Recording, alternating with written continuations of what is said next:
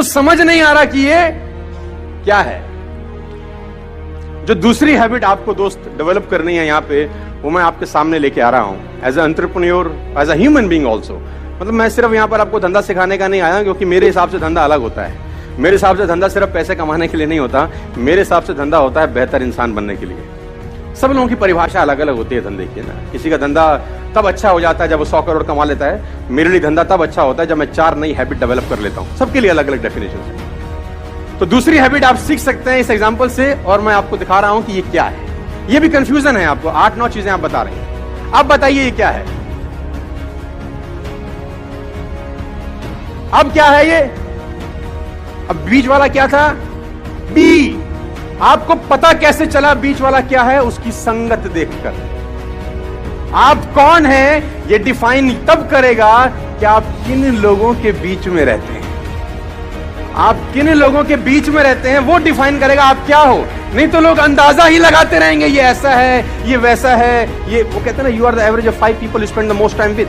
आप उन 5 लोगों का एवरेज होते हैं जिनके साथ आप जीवन बिताते हैं। दोस्तों, मैं आपको बताना चाहूंगा, फ्रॉम द लास्ट 15-16 ईयर जो भी मैंने अचीवमेंट अपनी लाइफ में छोटा मोटा किया है, from a scooter to S class Mercedes, मैं इसलिए बता रहा हूं क्योंकि ये एक ऐसी हैबिट है जो अगर आप डेवलप कर सके, और वो है अच्छी संगत की हैबिट। देखो, आप कुछ भी कंट्रोल कर सकते हो, लेकिन थॉट्स कंट्रोल करना बड़ा इंपॉसिबल काम होता है यार। कौन आदमी आपके कान में आके क्या बोल देगा, उससे आप कितना बर्बाद हो सकते हो, इसकी कल्पना आप कभी नहीं कर पाओगे। खाने में इलाज का जहर, खाने में अगर कोई जहर मिला दे ना, उसका इलाज होता है, लेकिन कान में कोई जहर मिला दे दोस्त, उसका इलाज कभी नहीं हो सकता। तो आपको जो दूसरा हैबिट डेवलप करना है एज एंटरप्रेन्योर और एज अ ह्यूमन बीइंग, और कुछ भी आप समझिए, वो है कि आपके आसपास का जो सर्कल होना चाहिए, जो संगत होनी चाहिए ना, वो शानदार लोगों की होनी चाहिए। और अगर शानदार लोग नहीं मिल रहे तो बेटर है कि आप अकेले रहिए। और ये एक ऐसी क्वालिटी है, अगर आप डेवलप कर सके तो आपको कहीं से कहीं तक पहुंचा सकती है।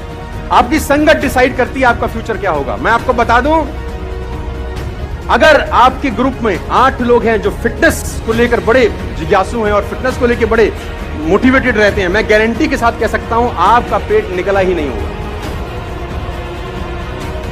चैलेंज है। और लेकिन अगर आपकी संगत में सब रहते हैं आड़े टेढ़े, आपका भी 15-20 दिन बाद हाल वही होने वाला है।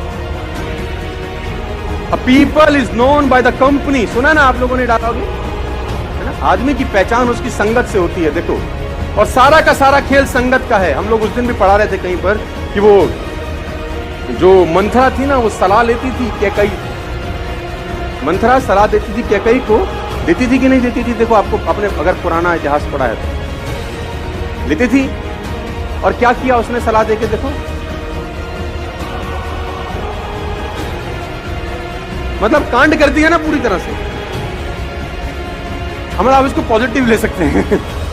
आप तुम तो कह रहे हो रामायण बना दी, उसको देखो 14 के लिए भेज दिया तुमने यार, है ना? कितना बुरा किया। 14 साल के लिए ना कोई गलती, ना कोई बेचारे का नुक्स, कोई दिक्कत। सुबह सुबह रात को कितना एक्साइटेड रहा होगा कि सुबह मिलेगा राजपाट, और सुबह मां ने बोला 14 के लिए निकल ले, चल कोई राजपाट नहीं है। और दिक्कत देखो, वो कहते हैं ना, डेस्टिनी जब क्रूर हो जाती है तो कितनी क्रूर होती है। जब वो निकला 14 साल के लिए तो चप्पल पहन के निकला, रास्ते में भरत ने वो भी उतरवा ली। डेस्टिनी की आप इंतहा देखो। अरे भरत से पूछो भाई, तू कोई कपड़ा ले लेता, तेरे को सिंहासन पे ही रखना था बाबू। बेचारे की चप्पल भी, अब नंगे पैर। तो डेस्टिनी कितनी क्रूर हो सकती है। कभी आप लोगों से सुने होंगे ना कि यार समय हमारे लिए अच्छा नहीं चल रहा, हमारे लिए माफिक समय नहीं है। वो तो भगवान के लिए भी नहीं है। तो सेकंड हैबिट आपको डेवलप करनी पड़ेगी, और वो हैबिट है हैबिट ऑफ गुड कंपनी। और देखो, बैड कंपनी आपको नुकसान करेगी। अब पता कैसे चलेगा गुड है कि बैड? बड़ा अच्छा क्वेश्चन है ये, किसी ने मुझसे पूछा। अब किसी के माथे पे लिखा होगा गुड है? मैं आपको बता देता हूं, बड़ा सिंपल फिलॉसफी है। जिन लोगों के बीच में बैठ के, जिन लोगों के बीच में बैठ के आपको बड़े ड्रीम्स, बड़े विजन्स और रात को नींद ना आने वाली कहानियां बनती हैं, वो कंपनी आपके लिए परफेक्ट है। जिन लोगों के बीच में आप अनकंफर्टेबल रहते हैं, जिन लोगों के बीच में आप अनकंफर्टेबल रहते हैं, वो कंपनी आपके लिए परफेक्ट है। जिन लोगों के बीच में आप कंफर्टेबल हैं, वो कंपनी आपके लिए परफेक्ट नहीं है, क्योंकि आगे बढ़ने के लिए आपको अनकंफर्टेबल जोन में जाना ही होगा। उस जोन में कभी मत रहिए जहां आप कंफर्टेबल हैं, क्योंकि सफलता और कंफर्टेबिलिटी का आपस में कोई मिलान नहीं है। सफल वही व्यक्ति होगा जो जिंदगी में अनकंफर्टेबल रहा है। You are the average of 5 people you spend the most time with, number 1। Number 2, कभी भी अपनी लाइफ में अंदर आप एंटरप्रेन्योर हैं, आप धंधा करेंगे, आपके कंपटीशन में भी बतेरे सारे लोग आएंगे। कभी भी एक बात गांठ बांध लीजिए, किसी भी सफल आदमी की बुराई मत करना अपनी जिंदगी में, आप फेल हो जाएंगे सर। मैं आपको अपना एक्सपीरियंस बता रहा हूं फ्रॉम द लास्ट 15-16 ईयर्स। कभी भी सफल आदमी की बुराई मत करना, क्योंकि आप बुराई सफल आदमी की नहीं कर रहे होते, उसकी सफलता की कर रहे होते हैं। हेलो, आप बुराई किसकी कर रहे होते हैं? सफलता की। और सफलता सुन रही होती कि मुझे बजा रहा है ये, सफलता बोल रही है इसके पास जाने की जरूरत नहीं है। भाई कभी भी जिंदगी में किसी सफल आदमी की बुराई मत करिएगा। मैंने 2 बातें आपसे अभी तक डिस्कस करी। Number 1, keep everyone along with you. Number 2, good company. ये 2 हैबिट्स आपको डेवलप करनी पड़ेगी। अगर आप तैयार है तो मैं तीसरी पे लेके जाता हूं। अरे जोर से बोलिए ना यार। मतलब मैं देखो इतना दूर से आया हूं यार, देखो पसीना भी निकल गया। और ऐसी फ्लाइट इन्होंने बुक कराई है 5:30 मॉर्निंग। ऐसा करता है कोई किसी को? मतलब आपको पता है 5:30 मॉर्निंग का मतलब क्या होता है? सर 5:30 मॉर्निंग का मतलब ये होता है इंटरनेशनल एयरपोर्ट पे 2 घंटा पहले आपको जाना है ना, तो आपको पहुंचना है 3:30 बजे। और मेरे घर से एयरपोर्ट 40 किलोमीटर है ना, तो it will take 1 hour, sorry it take 1 hour to reach. तो 3:30 पहुंचना है, तो कितने बजे निकलना पड़ेगा सर? 2:30 बजे। अच्छा 2:30 बजे आप निकलेंगे कब? अगर आप पूजा पाठ करने वाले हैं तो 1 घंटा आपको पहले भी चाहिए, तो कितना बजे उठेंगे?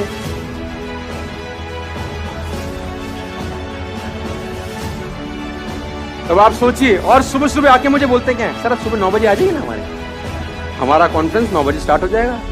मैं अपना मोबाइल स्विच ऑफ करके सो गया। ऐसा मत करना सर दोबारा कभी। एक्चुअली मैं रात को सुबह जब जाना होता है ना, तो नींद नहीं आता यार। वो 2 बातें समझ में आई, तो मैं तीसरी बात पे आपको लेके जाता हूं। Always join a harder group, they will take best of 2। हमेशा हार्ड ग्रुप में ही रहिएगा सर। आप उस ग्रुप में रहिए जो आपसे हार्ड निकलवा सके। वो स्मार्टर ग्रुप में मत रहिए कि जहां आप सबसे स्मार्ट हो। देखिए बड़ा सिंपल फिलॉसफी है। आप अगर 5 लोगों के नेटवर्क में रहते हैं और आप सबसे ज्यादा पैसा कमाने वाले हैं उन 5 लोगों में, अगर आप 5 लोगों के बीच में रहते हैं और आप उन 5 लोगों में सबसे ज्यादा पैसा कमाने वाले हैं और सबसे ज्यादा नॉलेज कमाने वाले हैं, तो उस ग्रुप को तत्काल छोड़ दीजिए, क्योंकि वो लोग आपका फायदा उठा रहे हैं, आपका नुकसान हो रहा है। अगर आप 5 लोगों के बीच में हैं जिसमें सबसे ज्यादा नॉलेज आपके पास है, लेकिन आप चौधरी तो रहेंगे उसमें, है ना, उसमें आपको कंफर्टेबिलिटी है कि सामने वाला कुछ भी पूछेगा, आपके हमें सब पता है भाई, लेकिन आपका लॉस है, आपकी ग्रोथ नहीं होगी। आपकी ग्रोथ वहां होगी, उस ग्रुप में होगी जिसमें आपके पास सबसे कम नॉलेज है। सीखने का मजा सबसे ज्यादा वहीं होगा जहां आपके पास नॉलेज। बात समझ में आई?